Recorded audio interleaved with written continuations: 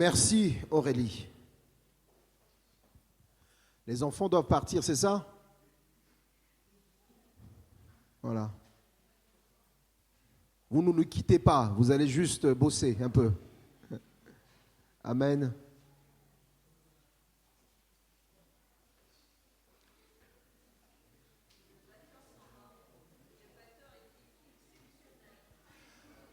Alors le batteur était exceptionnel ce matin. Il est où, Evan? Alléluia. Que Dieu te bénisse, Evan. Continue comme ça, est exceptionnel. Amen. Waouh. C'est ça une famille, on encourage. C'est une bonne chose. Evan, tu continues, hein? Amen. On va donc écouter la parole de Dieu. Donc je vais demander à mon cher frère, le frère de l'église, Albert Zongo, pasteur Albert Zongo, du Burkina Faso, de nous rejoindre.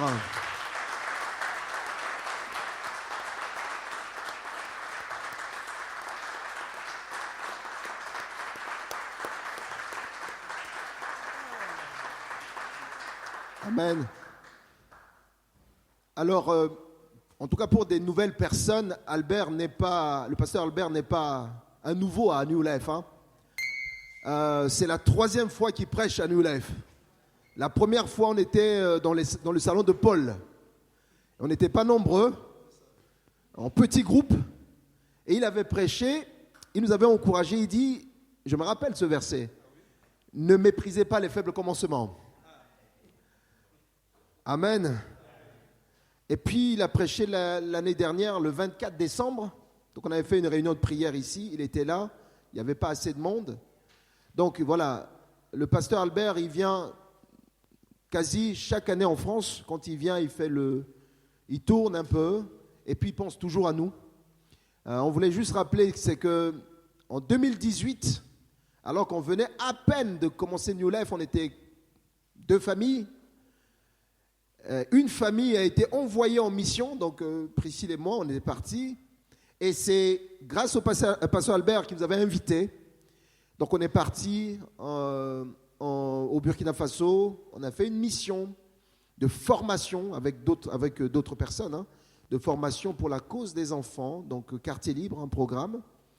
Et on était vraiment très bien reçus dans l'église Assemblée de Dieu. On a prêché l'évangile à 2 reprises où le Seigneur a vraiment touché des vies. Et voilà, ce matin il est avec nous. Donc je laisse la place vraiment de pouvoir parler un peu de ce qu'il fait, parce que quand on est parti, on a semé aussi en lui et il a implanté une église. Amen. Alors que là où il était bien. Il était bien, l'église était grandissante, mais le Seigneur dit non, va implanter. Il est parti implanter. Et l'église ici, New Life a semé aussi dans cette mission-là. Et donc je vous laisse la place, en tout cas, de pouvoir parler de ce qui vit là-bas, dans cette petite localité de Yimdi. Et après, il va nous donner la parole de Dieu. Amen. Tu as toute la place. Alléluia. Gloire à Jésus. Est-ce qu'on peut juste lever nos mains comme ça pour agiter à la gloire du Seigneur? Amen. Vraiment, je vous aime. Amen. Quand je vois un peu les couleurs, alléluia, c'est ce que nous voulons. Amen. Et c'est l'image du royaume de Dieu. Alors, juste pour parler de Yimdi, est-ce qu'on peut aller avec la petite vidéo? Voilà. On va aller rapidement. Voilà. C'est une vidéo qui date de l'année passée, mais elle est toujours d'actualité. Amen.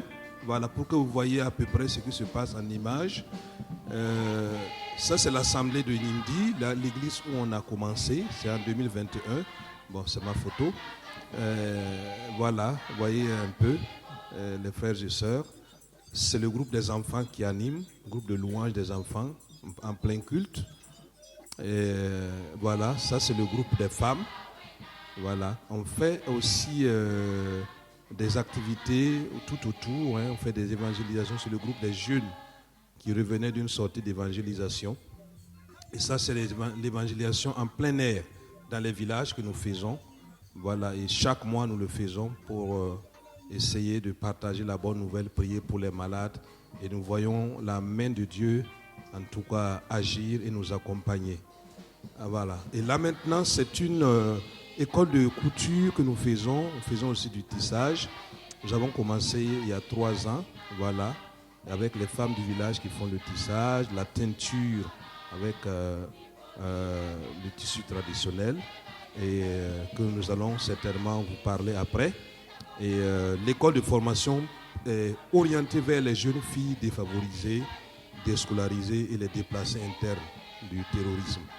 Voilà, nous faisons aussi de la fabrique de savon. Et nous faisons de l'aide sociale avec des dons de vivres aux familles démunies.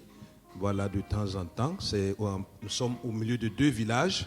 Donc, de temps en temps, je fais venir les personnes âgées, ceux qui n'ont pas, en tout cas, les moyens pour venir prendre du riz et rentrer pour nourrir leur famille. Nous faisons des offres de soins de santé parce que je suis aussi cadre de santé infirmier. Avec mes frères et sœurs infirmiers de Ouagadougou, évangéliques, les chrétiens, nous donnons de temps en temps des soins gratuits à la population. Voilà, et ça soulage beaucoup de personnes parce qu'il y en a qui n'arrivent pas à se rendre dans les centres de santé pour pouvoir se soigner. Et au cours de ces soins, nous partageons le message du salut. Voilà, et nous faisons des animations au village avec Quartier Libre. Quartier Libre, effectivement, que Marie et Priscille, avec d'autres personnes, étaient venus nous aider à l'implanter. Donc nous sortons, nous faisons des animations avec les enfants du village. Et nous organisons aussi des colonies de vacances, voilà, où on regroupe musulmans, chrétiens, animistes dans un endroit. Et ça, c'était la colo de l'année passée. Il y avait eu près d'une 60aine de personnes. Cette année, nous avons fait la 2e édition avec 80, avec beaucoup d'engouement. Voilà. Et ça, c'est le groupe des enfants en pleine animation. Amen. Voilà. Donc, alors, ça, c'est le taux local. Hein. Ceux qui connaissent à peu près, voilà, fabrique. Les femmes préparent le taux pour les enfants. Voilà. Vous montez un bout, les enfants regroupés pour manger. Voilà. Et c'est la joie. Amen. Voilà. Et là maintenant, c'est les œuvres de l'église. Là, nous avons commencé une construction. Parce que nous sommes d'abord sous un hangar qu'on a fermé. Mais nous sommes en train de construire le temple. Voici le rêve que nous cherchons. Amen. Ça va, ça évolue bien. Et nous demandons à ce que vous nous souteniez dans la prière pour que nous puissions avancer. C'est un peu les constructions qui continuent. Voilà. Donc, merci pour vos prières. Nous remercions beaucoup de gens parce qu'il y a des gens qui, à travers la France, les amis nous soutiennent depuis et ça permet à l'œuvre d'avancer. Il y a nos projets. Nous voulons qu'il y ait d'autres filières en plus de la couture parce que c'est un centre de formation professionnelle. Nous voulons faire de la menuiserie, nous voulons faire de la soudure, nous voulons faire de l'électricité bâtiment. Voilà, donc il y a ça, il y a l'achèvement des bâtiments et le logement. Et nous pensons construire un centre médical. Ça, c'est un projet. Et nous avons un problème de moyens de déplacement, un véhicule. Ça aussi, c'est un sujet de prière. Et je voudrais, avec mon épouse, totalement, à un moment donné, décrocher, parce que je travaille et je suis l'œuvre. Je pense que le temps voudrait que nous puissions abandonner et nous mettre totalement à la disposition de cette œuvre. Amen. Voilà, donc...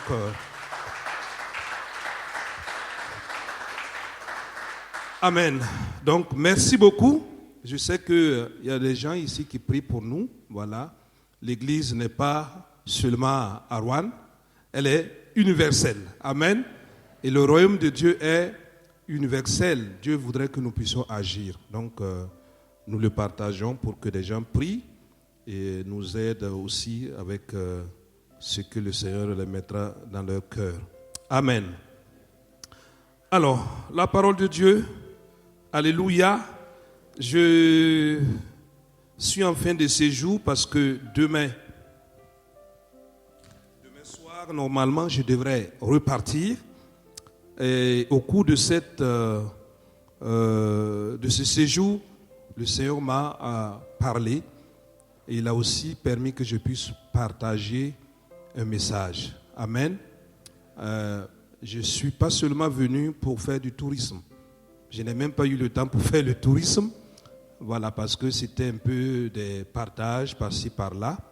Et je crois que c'est ce que le Seigneur nous demande. Ce matin, je voudrais que nous puissions réfléchir sur un thème très important. Amen.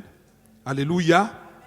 Et je voudrais vous inviter à prendre vos Bibles. Nous allons lire dans Jean.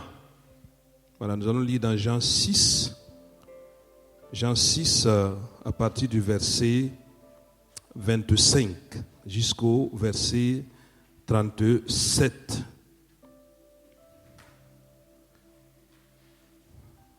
Jean 6. Nous allons lire à partir du verset 25 jusqu'au verset 37. Amen. Est-ce que ça vous dérangerait de vous tenir debout? Je ne sais pas si ça vous dérangerait. C'est possible? Voilà, juste encore, ça nous permet de nous détendre. Et nous lisons ensemble avant de nous rasseoir. Amen. Voilà. Nous lisons. Et l'ayant trouvé au-delà de la mer, ils lui dirent, Rabbi, quand est-ce que tu es venu ici? Jésus leur répondit, en vérité, je vous le dis, vous me cherchez non pas parce que vous avez vu des miracles, mais parce que vous avez mangé des pains et que vous avez été rassasiés. Travaillez non pour la nourriture qui périt, mais pour celle qui subsiste, pour la vie éternelle, et que le Fils de l'homme vous donnera, car c'est lui que le Père, que Dieu a marqué de son sceau. Ils lui dirent, que devons-nous faire pour faire les œuvres de Dieu? Jésus leur répondit, l'œuvre de Dieu, c'est que vous croyez en celui qui l'a envoyé. Quel miracle fais-tu donc, lui dirent-ils, afin que nous le voyions et que nous croyions en toi? Que fais-tu? Nos pères ont mangé la manne dans le désert selon ce qui est écrit. Il leur donna du pain du ciel à manger. Jésus leur dit, en vérité, je vous le dis, Moïse ne vous a pas donné le pain du ciel, mais mon Père vous donne le vrai pain du ciel. Car le pain de Dieu, c'est celui qui descend du ciel et qui donne la vie au monde. Il lui dit, Seigneur, donne-nous toujours ce pain. Jésus leur dit, je suis le pain de vie, celui qui vient à moi n'aura jamais faim, et celui qui croit en moi n'aura jamais soif. Mais je vous l'ai dit, vous m'avez vu et vous ne croyez point. Tout ce que le Père me donne viendra à moi. Et je ne mettrai pas dehors celui qui vient à moi. Amen. Veuillez vous asseoir. Alléluia. Alors, je voudrais parler du pain de vie. Amen. Je ne sais pas si on peut répéter ensemble, pain de vie. Alléluia. Alors, pain, ça rapporte à la nourriture. Voilà. Et nous le verrons plus loin. Je sais que l'une des préoccupations des hommes, c'est la nourriture. C'est vrai ou pas? Voilà, si je pose la question, qui a mangé ce matin, je sais qu'il y aura beaucoup de doigts. Amen. Donc, l'une des préoccupations de l'homme en général, c'est se nourrir. C'est un besoin vital et fondamental. Parce que sans nourriture, il n'y a pas de vie. Et nous allons remarquer que l'homme va perdre ses forces.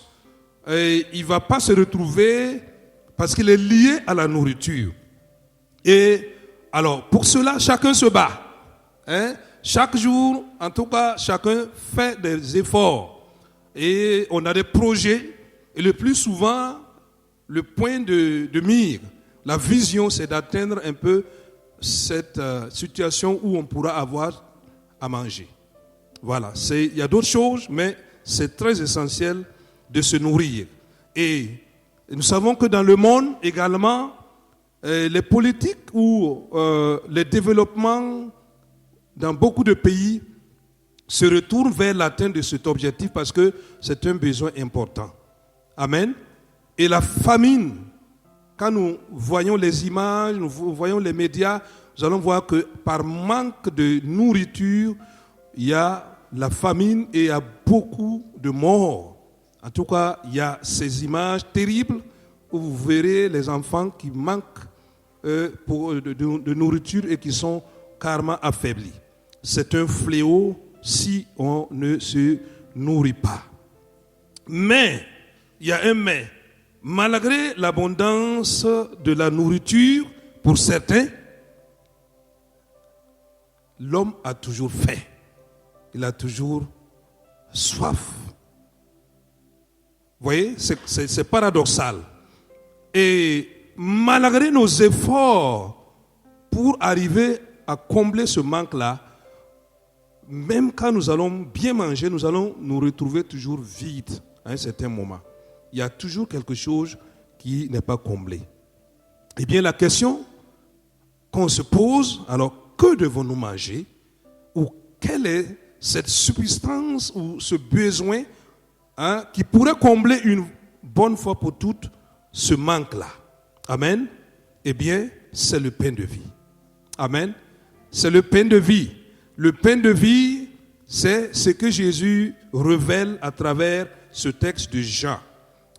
Pour que nous puissions combler cette faim et ces soifs que nous aurons tout au long de notre vie, malgré que nous avons souvent des plats et des mets bien succulents, nous avons en tout cas tout le nécessaire, mais il y a toujours quelque chose qui va nous manquer. Alléluia.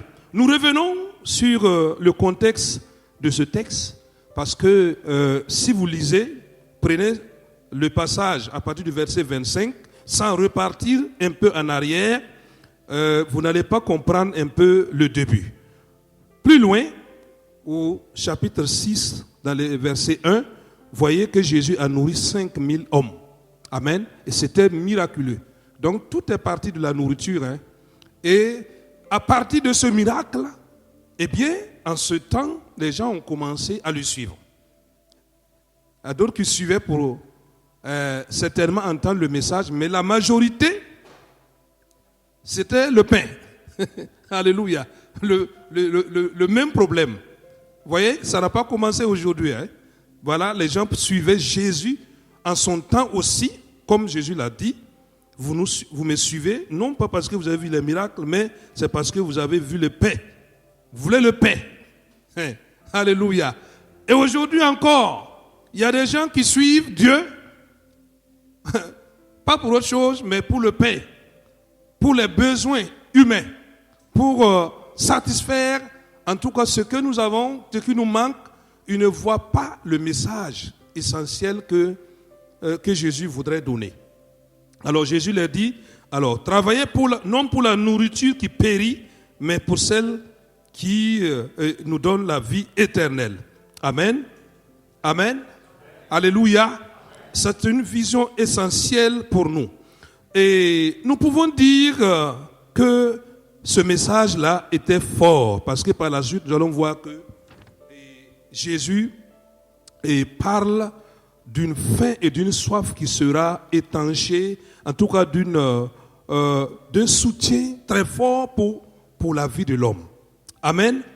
Et c'est de ça que nous voulons parler. Je voudrais bâtir le message sur 3 points. Nous allons revenir sur la définition du pain et de la vie de manière rapide. Mais nous allons parler de l'Église, qui est aussi un lieu de restauration. Amen. Parce que l'Église, ce n'est pas seulement un rassemblement, mais nous reviendrons en détail sur le véritable pain qui est Jésus-Christ. Amen, pour terminer. Alléluia. Alors, premier point, le pain. De quoi s'agit-il? Tout le monde le sait. Mais quand nous lisons la Bible, quand la parole de Dieu parle de pain, il parle de nourriture. Amen. Alléluia. Et il y a beaucoup de textes dans la Bible qui, au lieu de dire nourriture, la traduction nous dit pain. Amen. Le mot en hébreu, c'est lechem, qui veut dire nourriture. Alléluia. Et c'est un besoin important pour nous. Et c'est la base de beaucoup de repas. Quand on prend le mot pain, j'ai essayé dans mes recherches de voir comment est-ce que en France, les gens utilisaient le pain. Et j'ai vu qu'on m'a donné 10 millions de baguettes de pain consommées chaque jour. 10 millions. J'étais étonné. Mais effectivement, j'ai constaté que dans beaucoup de plats, il y a toujours du pain qui est à côté. Amen. Le symbole, il est très fort. Et sans ce pain, des gens vont commencer mal leur journée parce que c'est comme s'il y a quelque chose qui n'est pas là. Et ça donne la vie. Et la vie aussi que nous avons, c'est un bien précieux. Et sans ce pain, cette vie que nous avons s'éteint, comme je l'avais dit. Donc il y a un lien entre le pain et la vie. Amen. De même que cela se voit sur le plan physique, effectivement, sur le plan spirituel, nous avons besoin, l'homme a besoin de cette nourriture-là qui lui donne la vie. Mais pas la vie simplement physique, mais la vie spirituelle. Amen. Parce que en réalité, pour que tout aille bien, pour que l'homme se sente effectivement dans la joie et qu'il soit comblé, il y a ce besoin, il y a cette vie spirituelle-là que nous ne voyons pas, qui doit être entretenue, qui doit se nourrir de pain. Amen. Et l'image ou l'illustration que nous voyons, c'est dans le désert, quand Dieu a fait descendre la manne et que les enfants d'Israël se sont nourris et ils ont retrouvé la vie. Amen. C'est un pain matériel qui est descendu du ciel. C'était extraordinaire et c'était l'image de ce qui allait venir, ce que Dieu préparait pour le monde. Alléluia. Deuxièmement, je parle de l'église qui est un lieu de restauration. Eh bien ici, c'est important que nous puissions savoir que nous ne sommes pas venus seulement pour nous regarder. Non. Ici, l'église, ce n'est pas seulement le bâtiment, mais nous sommes venus parce que nous pensons que nous allons nous restaurer. Amen. Il y a la vie à l'église. Il y a le pain à l'église. Alléluia. Et nous devons faire de ce lieu-là un lieu vivant, un lieu où effectivement chacun vient pour restaurer son âme. Alléluia. C'est pourquoi l'église d'aujourd'hui doit s'interroger, effectivement, est-ce que nous avons des lieux où nous aurons la nourriture spirituelle, où on peut effectivement retrouver de la vivacité pour que les âmes puissent être rafraîchies. Amen. C'est une question fondamentale et que chacun doit s'interroger. Que nous soyons leaders ou que nous soyons simples serviteurs dans un poste donné, eh bien, sachons que nous devons faire de ce lieu-là un lieu où on se restaure. Amen. Et ça serait dommage qu'on arrive à l'église et qu'on ne sente pas le pain de vie. Alléluia. Ça serait dommage parce que de plus en plus, il y a aussi ces lieux se proclamant être des églises, mais où il y a un manque de pain. On ne sent pas Jésus-Christ, on ne sent pas la vie, on ne reçoit rien et nous repartons vides. Et non, moi ce matin j'étais joyeux parce que je sens ici, alléluia, la présence de ce pain-là. Amen. Je ne sais pas comment vous avez trouvé, mais en tout cas moi, je rends grâce à Dieu parce que effectivement on peut dire c'est un rassemblement où on peut trouver la présence du Seigneur. Et c'est ce que Jésus-Christ nous demande. L'église, c'est là où la parole de Dieu est prêchée. Amen. Et ce qui donnera effectivement la substance à nos vies, qui ressemble à ce pain qui comble le vide, c'est la parole de Dieu. Voici un élément très important. Comme sur ta table, tu vas retrouver certains aliments, eh bien, à l'église, nous devons retrouver la place essentielle de la parole de Dieu. La parole de Dieu, c'est une nourriture qui nous fortifie et il ne doit jamais manquer dans la maison du Seigneur. Amen. Et les chrétiens qui se retrouvent doivent faire en sorte que la lecture de la parole de Dieu, la méditation de la parole de Dieu soit le socle de leur vie spirituelle. Amen. Je ne sais pas comment tu vis, je ne sais pas comment, après les rassemblements, les réunions de prière, comment est-ce que tu te nourris. Mais je voudrais t'inviter à ne jamais fermer ta Bible. Amen. Nous avons beaucoup de choses à faire. Nous sommes occupés. Nous avons des livres à lire. Eh bien, mais n'oublions pas, ce qui va nourrir nos âmes, c'est la méditation de la parole de Dieu. Amen. C'est ça, effectivement, la substance qui nous donnera le pain de vie. Alléluia. Et la parole de Dieu nous révèle toutes les facettes du Dieu que nous croyons. Amen. La parole de Dieu nous entraîne vers les profondeurs de la vie. Parce que la vie n'est pas simplement superficielle, elle est profonde. Amen. Et c'est dans la parole de Dieu, dans la méditation de la parole de Dieu que nous allons retrouver les éléments nécessaires pour vivre dans la grâce de Dieu. Alléluia. Et ça sera en vain que nous allons nous battre avec ceux qui nous entourent et nous oublions l'essentiel qui est la nourriture de nos âmes. Amen. Qui est la parole de Dieu. Alléluia. Et c'est ce que nous voyons dans Jean 4. Jean 4 où Jésus parle à la femme samaritaine. Je ne sais pas si vous revoyez l'histoire de cette, du besoin de l'eau qui a été un débat et finalement qui a débouché sur le manque, les besoins essentiels de la vie de ce village où cette femme était venue aussi pour puiser de l'eau, mais qui avait croisé sur son chemin Jésus, qui lui demandait de l'eau simple, mais qui a passé un message qui montrait qu'il y a une autre eau qui était plus profonde. Alléluia. Celle que Dieu a préparée pour ce monde. Amen. Je vais vers le troisième point. Jésus-Christ, le véritable pain de vie. Amen. Quand nous lisons les versets 31 au verset 35 de Jean 6, nous voyons que Jésus se présente lui-même comme étant le véritable pain. Amen. Ce n'est plus la manne, mais c'est le pain. Et le pain, c'est Jésus-Christ lui-même.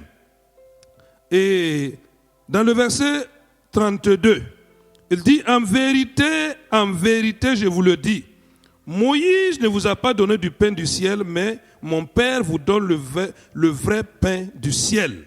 Amen. Voici Jésus qui se révèle lui-même comme celui qui remplace effectivement les autres pains. Ça veut dire celui qui comble le manque. Puisque les gens le suivaient pour avoir un pain physique. Mais il va au-delà. Il se révèle comme étant le vrai pain qui vient du ciel. Et il dit plus loin, je suis le pain de vie. Le verset 35. Celui qui vient à moi n'aura jamais faim, et celui qui croit en moi n'aura jamais soif. Amen.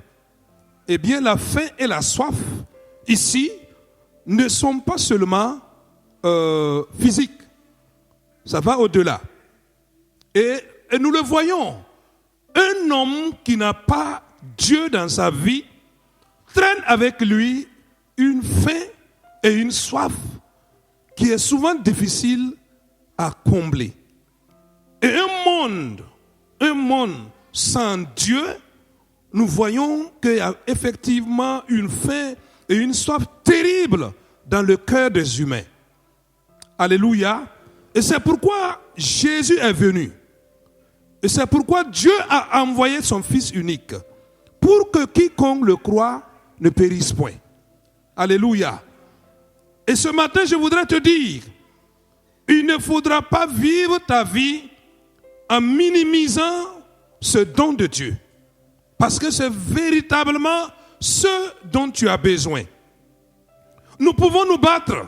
Nous pouvons investir, nous pouvons chercher les biens matériels, nous pouvons chercher le plaisir du monde, mais tant que nous n'aurons pas retrouver le chemin du salut, tant que nous n'aurons pas Jésus dans notre vie, tant que nous n'aurons pas bâti notre vie sur le roc qui est Jésus, nous allons voir, il y aura toujours cette faim et cette soif-là. Alléluia. Et c'est pourquoi Jésus dit, si vous croyez, vous allez avoir cette vie-là. Amen. Tout ce que le Père me donne viendra à moi. Et je ne mettrai pas dehors celui qui vient à moi. Alléluia. Il a dit aux hommes qui le suivaient, la foule qui était derrière, croyez. Parce que le problème de l'homme, c'est effectivement ça. Dieu se présente à lui, mais il ferme son cœur. Vous voyez? Dieu veut se révéler dans ta vie, mais tu ne crois pas. Tu prends les choses de Dieu comme des histoires. Tu penses qu'ils sont fous. C'est pas. Il y en a qui nous traitent de fous, hein? de malades mentaux. Vous voyez, le monde où l'homme pense, quand Dieu se révèle à lui, il pense que non, c'est des histoires. C'est faux. Mais pourtant, ceux qui sont venus à Jésus, ils ont expérimenté. Ceux qui ont cru en lui, ils ont expérimenté. Ils ont vu effectivement ce changement-là. Amen. Jésus, c'est le pain de vie. Et le livre de Jean, qui révèle la divinité de Jésus, nous en parle en longueur. Quand vous prenez le livre de Jean, et je donne les versets pour que des gens puissent aller noter pour aller lire. Jean 6, 35, Jean 8, 12, Jean 10, 7, Jean 10, 10 et 11.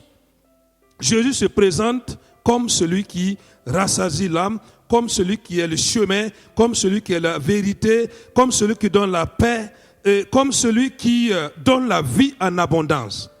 Amen. Comme celui qui est un berger. Tout cela se trouve dans le livre de Jean.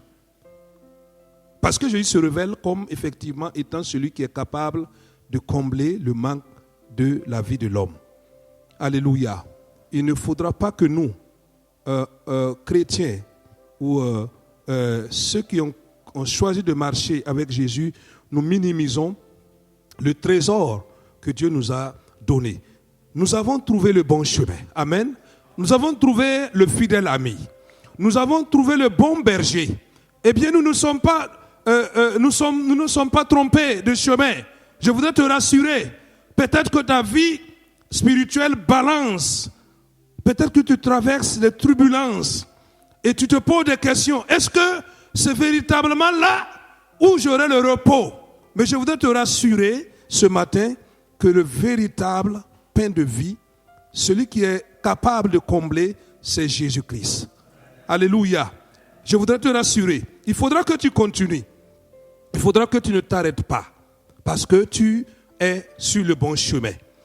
Et je comprends comment l'homme, à un moment donné, veut baisser les bras. Parce que nous avons le corps. Ce corps-là, que nous sommes dedans, qui nous empêche souvent de comprendre qui est Dieu. Mais il faudra que nous puissions aller au-delà de ce physique-là et nous laisser, essayer d'aller plus en profondeur, essayer de comprendre qui est Dieu, essayer d'aller maintenant à un niveau supérieur. Ne reste pas seulement avec ta vision et ton intelligence humaine, ou la science que ce monde nous présente, les idéologies, etc. Il faudra que nous puissions voir maintenant en esprit. Alléluia. Il faut que tu puisses dépasser cela. Le monde, effectivement, sans Jésus, est perdu. Mais ceux qui marchent avec Jésus ont retrouvé la vie et ils sont comblés. Il n'y aura pas effectivement un moment où tu ne vas pas te nourrir, mais l'âme a besoin de notre nourriture. C'est ça le problème. Et ça ne se comblera pas par de bonnes boissons, etc. Une marque de boisson, l'alcool, ça ne se comblera pas par ça. Il faut que ça soit comblé. Et c'est Jésus seul qui se présente comme étant celui qui est capable de nous combler. Amen. Alors, beaucoup cherchent à combler leur vide avec l'argent, la réussite, etc., le nom, la renommée, hein? Mais ce sera toujours peine perdue. Et cela me rappelle Ecclésiaste 12, 8, où cette déclaration de ce roi qui a, après avoir expérimenté les plaisirs du monde, il avait beaucoup de femmes, hein? Il avait des richesses, il avait l'or. Il déclare, vanité des vanités, tout est vanité. Amen. Cela, c'est très fort. Le monde que nous voyons, nous allons l'abandonner. Et je me suis demandé qui, dans son cercueil, va partir avec des comptes bancaires. Qui aura un lingot d'or dans son cercueil? Qui aura de beaux habits en réserve? Ça ne le sera pas. Amen. Il faudra que tu saches que tu quitteras ce monde et que ce que tu as besoin, c'est véritablement de partir avec Jésus avec toi. Amen. Et c'est ce que Jésus se présente pour nous ce matin. Et je voudrais m'arrêter là pour conclure en disant que le monde cherche des biens matériels, le monde cherche à se nourrir, mais le vide est toujours là. Le vide est toujours là. Et Jésus se présente à nous comme étant le véritable pain. Amen. Pour combler ce vide-là. Et le Saint-Esprit qu'il a laissé comble ce vide-là. Alléluia. Et si l'Église, qui est la maison de Dieu, ou le rassemblement des rachetés, vit effectivement dans sa parole, nous allons voir que nous aurons effectivement une vie épanouie sur le plan spirituel, mais aussi matériel. Parce que Dieu ne sépare pas les deux. Hein. Quand vous lisez Matthieu 6, 33, vous voyez ce qui est dit. Vous cherchez mon royaume, je vous donne ce qui reste. Alléluia. Donc, en cherchant le royaume de Dieu, on comble de manière complète les autres besoins, parce que le Seigneur nous promet. Alors, ce matin, je voudrais m'arrêter là et je prie que Jésus saisisse ta vie. Amen. Et que, une bonne fois pour toutes, tu ne doutes plus et que tu reçoives la vie de Dieu. Alléluia. Que le Seigneur nous bénisse et que le Seigneur nous soutienne. Amen. Merci.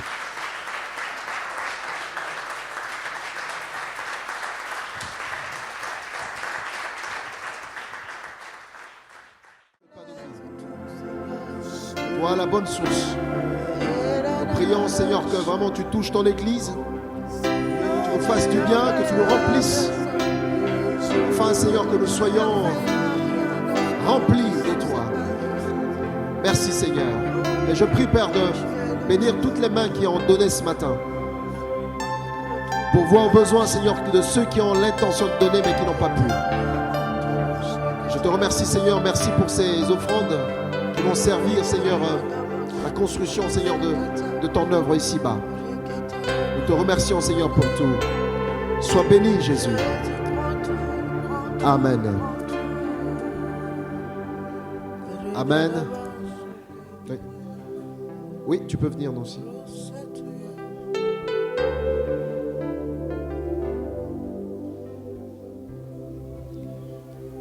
Bonjour tout le monde. Bonjour. Donc, je voulais vous témoigner de la journée qu'on a vécue hier à Rive-de-Gier. Ça a été annoncé ici plusieurs fois dans les annonces pour la conférence des femmes qui s'est passée à Rive-de-Gier. Donc, on est allé avec la sœur Hortense. On n'était que deux, mais le Seigneur sait pourquoi on n'était que deux. Parce qu'on avait vraiment besoin de ça pour que... Parce que le thème, c'était être libre en Christ. Et c'est l'église Espoir de Rive-de-Gier qui nous accueillait. On était bien accueillis. C'était vraiment bien. On a parlé aussi de notre église qui n'est pas... Ils ne connaissent pas vraiment, mais on en a parlé, comment on pouvait parler vidéo. Et on a fait des bonnes rencontres aussi, des femmes super géniales. On a prié ensemble. Et c'était vraiment une expérience vraiment extraordinaire. Voilà. Parce que la matinée, ils ont parlé d'être libre, comme ils ont parlé de beaucoup de versets, que la femme samaritaine qui a été libérée. Et l'après-midi, ils ont parlé ils ont dit de être libre pour libérer. Donc si tu as été libre, et comme la femme samaritaine a été libre par Jésus, elle a aussi libéré d'autres personnes. Donc c'était vraiment enrichissant. On a pleuré. Le Seigneur savait vraiment pourquoi c'était elle et moi, parce qu'on s'est reconnus et on a été libre de certaines choses dans nos vies. On est rentré vraiment libre. On a passé une super belle journée. Vraiment, bénis le Seigneur pour cela. Et j'avais une autre annonce à faire pour les garçons. Ils ont parlé tout à l'heure pour les travaux. Donc moi, j'avais demandé au Seigneur de savoir ce que je vais faire dans l'église. Et il s'avère qu'il y avait Anne qui était à l'accueil et Sarel qui était au ménage. Donc eux, ils ont servi à leur temps, comme la Bible dit, chaque chose à son temps. Et j'avais entendu qu'ils laissaient parce qu'ils avaient d'autres choses à faire. Et j'ai décidé de voir Simona et Maria et dire je vais m'y mettre à la place de ces deux personnes. Et du coup, on a besoin donc du coup, ils ont mis en place les membres, les responsables de l'église. Ils ont mis en place qu'on pourra tourner par groupe de vie. Donc, si tu fais partie d'un groupe de vie, donc pour le ménage, ça va être tous les mois par groupe de vie. Donc, du coup, notre groupe de vie de Rouen a commencé. On a commencé le samedi dernier. Donc, le ménage, c'est 2 fois par mois dans le mois. 2 fois dans le mois. Donc, c'est tous les 15 jours. Du coup, nous, on a commencé. On finit ce mois d'octobre. Et le mois de novembre, on annoncera aux responsables d'annoncer le mois d'après quel groupe de vie prendra le relais. Et pour l'accueil, c'est pareil. On a besoin de bénévoles. C'est un peu comme d'autres associations, les Restos du Cœur, les autres associations ont besoin des bénévoles. Et l'Église aussi a besoin des ouvriers. Donc, je suis à l'accueil pour le moment, mais le jour que je ne suis pas là, il va falloir du relais, quelqu'un, ou je suis malade ou quelque chose. Donc, si vous voulez, vous avez du temps libre pour le ménage, le samedi, vous demandez à un responsable, vous venez me voir pour vouloir participer au nettoyage de l'église ou pour faire l'accueil un dimanche, si ça vous dit, pour votre temps libre, pour le Seigneur. Donc, c'est ce que je voulais annoncer. Merci beaucoup. Merci.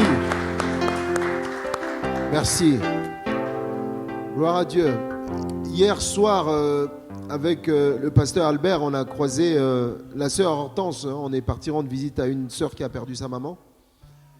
Et j'ai croisé Hortense qui m'a dit « Waouh, quelle journée on a passé ensemble. Quelle journée on a passé. Gloire à Dieu. » Amen. Amen.